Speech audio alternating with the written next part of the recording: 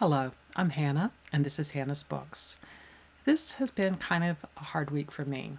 After a couple of months of fairly significant shoulder pain and physical therapy for rotator cuff issues, the situation became quite a bit worse. The discomfort, as well as all of the time I spent trying to track down what exactly was happening, apparently a full tear, and how I can address it. For now, a sling and very, very gentle movements for a while, was making me consider just taking a break from BookTube for a few weeks. But then Bob at Robert G. Reader of Books put up a clever tag that also is quite small and controlled. So I'm going to give it a shot. Really, my little injury here is not a big deal, but I definitely am in the whining stage. But instead of me whining about my shoulder, let's get on to these lovely prompts. Number 1, do you choose your next book based on random choice, or is there method to your madness? Occasionally it can be random, but usually not. On the other hand, I'm not sure there is any real method either. There have been times in the past where I made chronological list of canonical books and kept that handy to guide my future choices. But I don't do that now, even though I still have some gaping holes in my reading. Often, before the new year starts, I jot down some books I think I might want to read during the year. And each month, I tend to think in a bit more targeted way about what I might pick up that month. These are still pretty loosey-goosey lists, but what I actually wind up reading in the coming month often comes from these lists. But mood reading definitely plays a role in some of my choices too. For example, recently I've been thinking about what kinds of books I love reading to bring me comfort and peace in hard times. I tend to love gentle books about people connecting with the natural world in some way, especially about quiet lives created on winter beaches or back to the land farms. I also really love reading about gardening and cooking.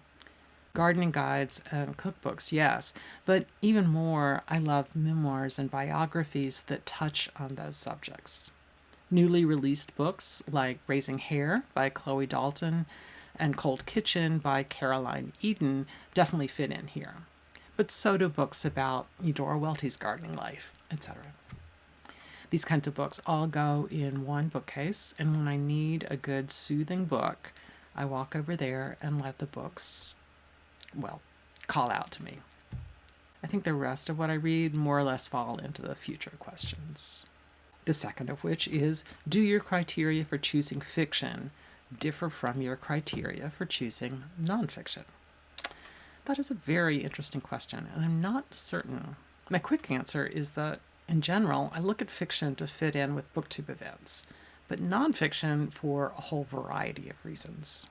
I'm not sure that's really reasonable.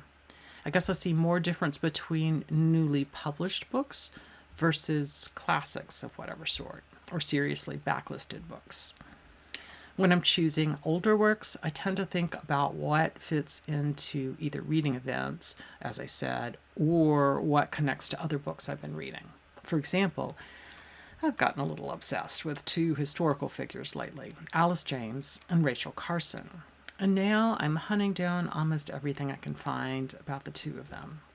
I'm not sure I realized it before, but instead of a broad reader reading from a great variety of places and times and genres, I'm a deep reader who picks up everything I can find about narrow little rabbit holes I fall into. But it's a somewhat different question with newly released books. When publishers contact me and offer to send me books, I try to be fairly selective, not choosing things other than the ones that most fascinate me. And when I myself write to publicists, it's only for things that I'm sure I'll read, even if I have to buy a copy or sit on a library whole list for a long time. But I'm not nearly as conscientious when it comes to NetGalley. If something looks the least bit interesting, I'm fairly quick to request or, quote, read now. Too many just sit unread, actually, on my account. I also read a fair amount of newly published academic social history of the United States, books that keep me linked to my previous life as an academic historian and to my current freelance work as an academic editor.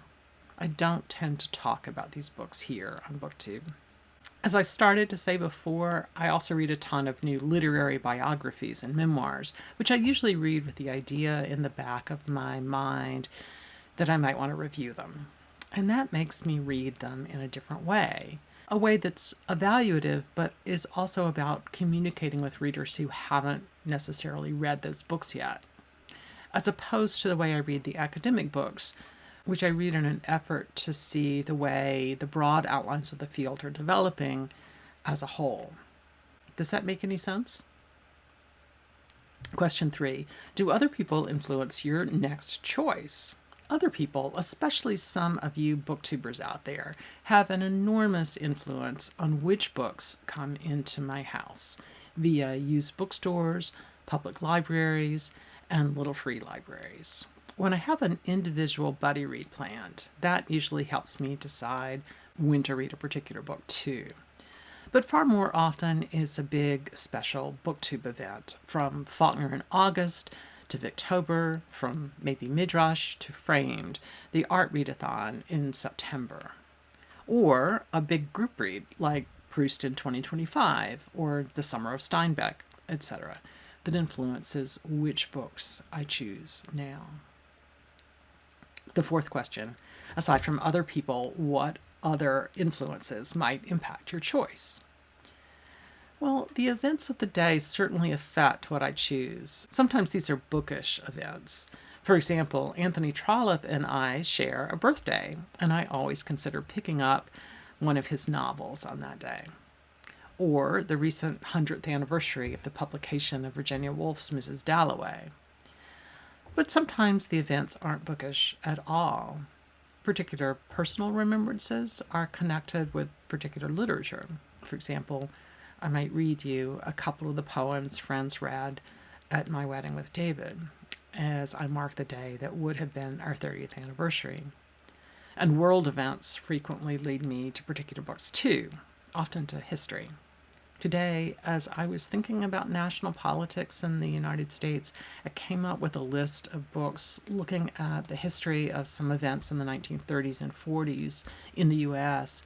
that I think I want to share with you sometime soon. So yes, external events, both bookish and not, can shape what I want to read.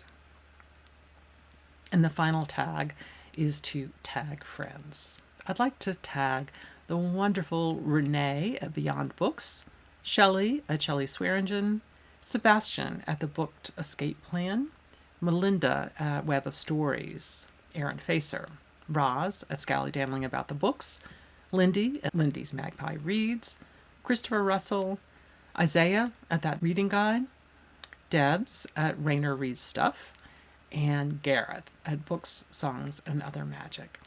I'll also tag Lukash at A Cruel Reader's Thesis, who has just recently returned to BookTube. It's lovely to have you back. All right, that will do it for this video. Thanks everyone for joining me today. See you soon here on Hannah's Books.